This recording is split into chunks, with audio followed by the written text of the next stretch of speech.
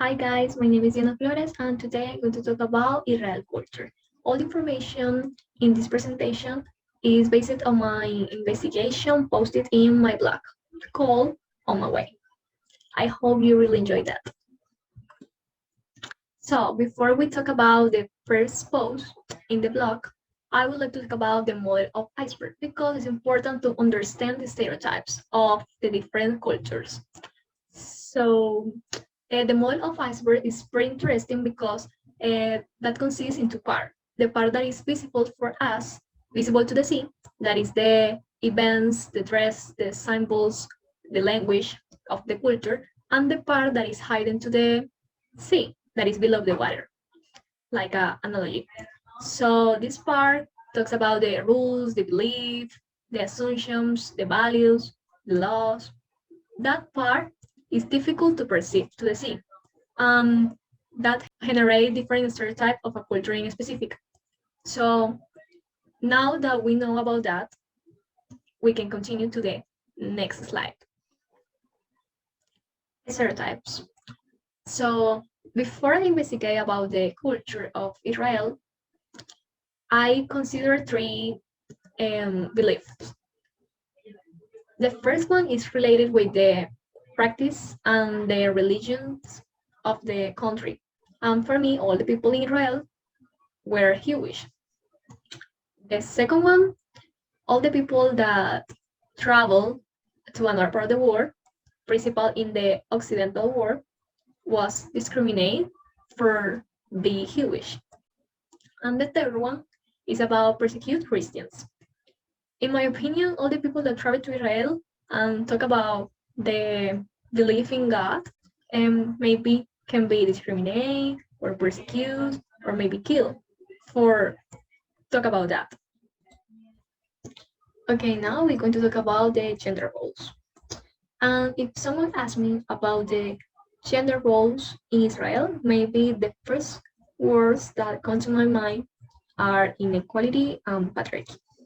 Maybe the reason is because I consider that the men that are Jewish have the control in society, and the woman is obligated to stay home and taking care of the children and the home.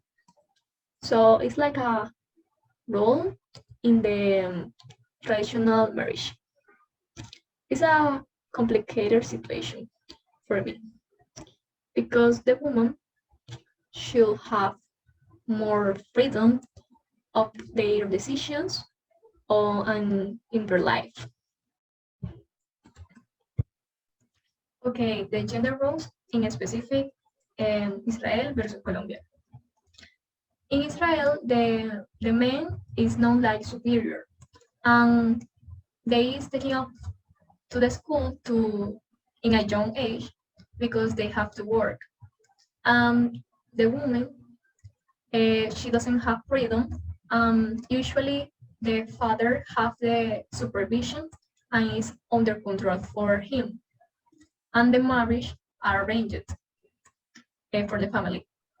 So it's a hard situation.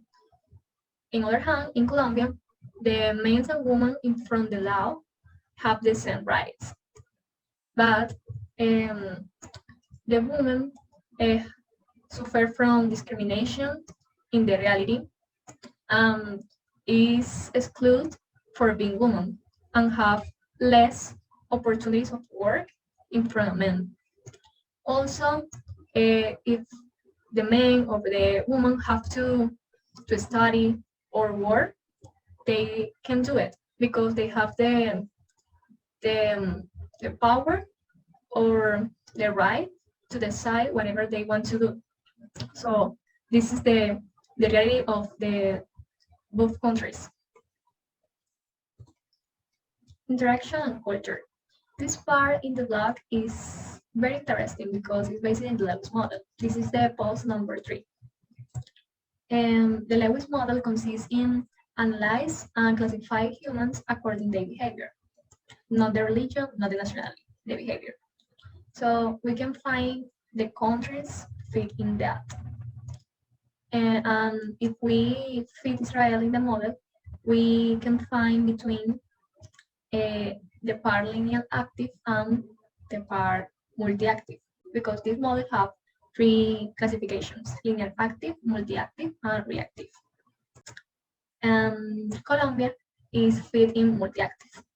So if we think for a moment and in a hypothetical situation that people from Israel come to Colombia and interact with the Colombian people, for example, Barranquilleros people, maybe uh,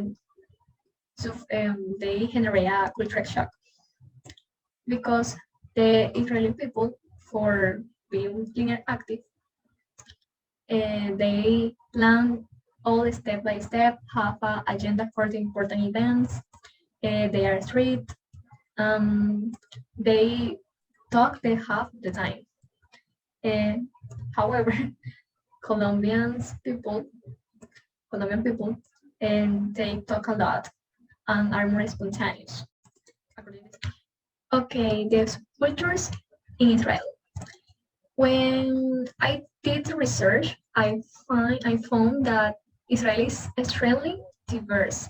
So I want to talk about three in specific: the Mizrahim, the Rishon Jewish, and the Ultra Orthodox. The Mizrahims, they are descendants from the Jewish in the Middle East.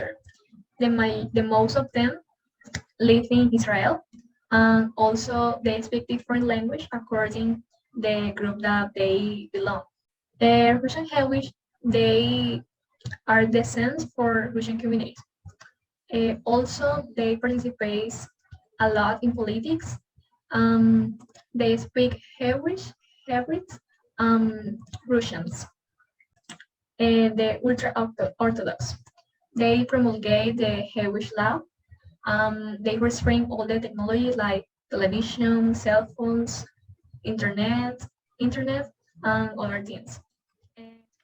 Okay, to finish this presentation, I would like to talk about um, the reflections of this blog.